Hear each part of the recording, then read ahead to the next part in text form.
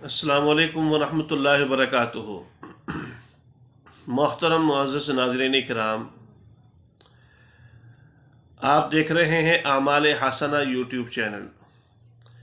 नाज़रीन किराम, हमने आपकी खिदमत में उलमाए किराम के मुतालिक कुछ गुजारिशात की थी। अब मैं आपके सामने एक गुजारिश करना चाहता हूँ, वो ये कि बहुत सारे लोगों का कहना ये होता है कि मैं फ़लाँ को आलिम नहीं मानता, फ़लाँ मेरे नज़दीक आलिम है ही नहीं, फ़लाँ मेरे नज़दीक साहिब इल्म नहीं है। फ़लाँ को आलिम कहना या मौलाना कहना ये उलमा की तौहीन है, ये इस्लाम की तौहीन है। याद रखिए नाज़रीन किराम, ये फ़ैसला मुझे और आपको करने का कोई हक़ नहीं है। हमारी औकात ही क्या है कि हम उलमाए किराम के मुतालिक कोई फ़ैसला कर सकें। याद रखें, कोई भी आदमी हुकूमत के किसी भी फरमान को झुटला नहीं सकता। आपको बिल देकर जाता है कोई आदमी, वो जमादार है, आपके घर के बाहर झाड़ू लगाता है, आपका कूड़ा उठाता है, वो आकर आपको एक बिल जमा करवा जाता है, बिल दे जाता है कि जनाब ये आपका बिल बाहर पड़ा हुआ था। तो आप ये कहकर उसको फाड़ तो नहीं देंगे ना कि तू तो चूड़ा है, तेरी क्या औकात है हमें बिल दिखाने की, हम इस बिल को मानते ही नहीं क्योंकि तू लेकर आया है।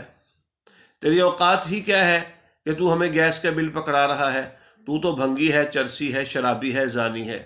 जिस तरह हम उसकी बात को दिलो जान से कबूल करते हैं और भागते हुए जाकर बिल जमा करवाते हैं, इसी तरीके से अगर उलमाए किराम में कोई ख़राबी या कोई गलती कोताही कमी पाई जाती है तो आपको कोई हक़ हासिल नहीं है कि उनके मुतालिक अपनी ज़ुबान गंदी करें, गलीज़ इख्तियार करें और ये कहें कि हम तो तुझे मानते नहीं हैं, तो जितनी मर्ज़ी आयतें पढ़ के सुनाता रहे, तो जितनी मर्ज़ी हदीसें पढ़ के सुनाता रहे।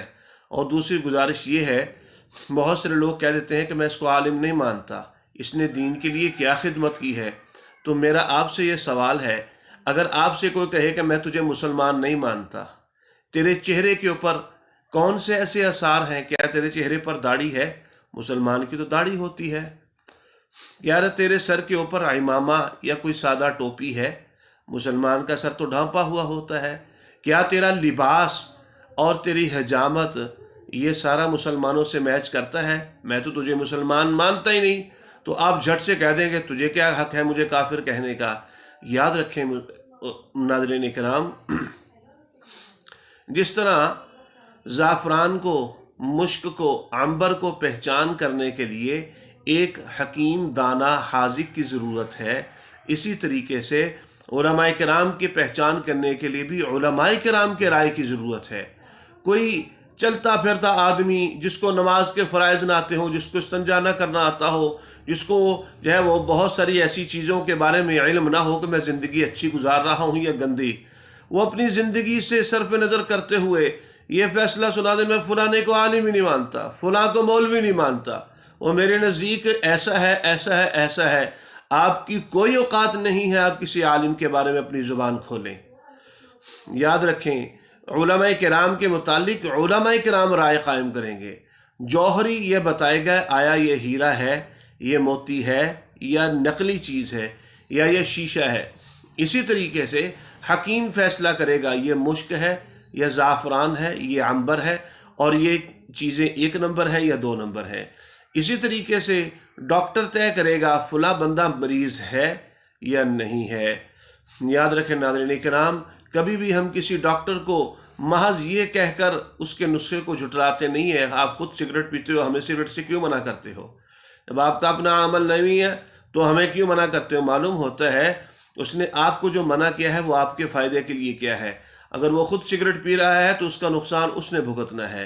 तो आप उलमाए किराम की किरदार कशी करके या किसी आलिम के मुतालिक छोटी मोटी गलत मालूमात लेकर किसी आदमी के मुतालिक ये राय कायम नहीं कर सकते ये आदमी आलिम है या नहीं है।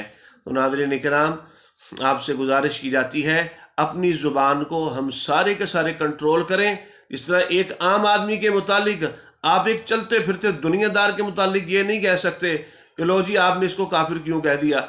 आपको फ़ौरन गुस्सा आएगा, फलाना कुफर के फतवे लगाते हैं, फलाना ये करते हैं, फलां वो ये करते हैं।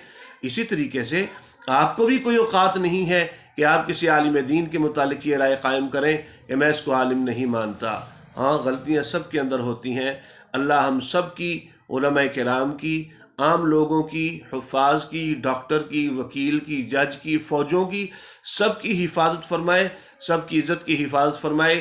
ہم نے ایک ویڈیو میں عرض کیا تھا، کسی کی لیکس، کسی کی سیکرٹ چیزوں کو، کسی کی فون کال کو ریکارڈ کرنا، جاسوسی کرنا، یہ انتہائی خطرناک ہے۔ نہ ہم علماء کے بارے میں ایسی حرکت کر سکتے ہیں۔ ایک آدمی مثال کے طور پر آپ کو اچھی بات بتا رہا ہے، آپ کا لیڈر ہے یا کسی بھی محکمے کا لیڈر ہے، کسی بھی قوم کا لیڈر ہے، تو آپ اس کی جو ہے وہ باتوں کو لے کر، جس طرح خان صاحب کے متعلق ابھی لوگوں نے بہت ساری باتیں پھیلائی ہوئی ہیں، میں نہیں جانتا وہ اچھی ہیں، میں نہیں جانتا وہ صحیح ہیں یا غلط ہیں۔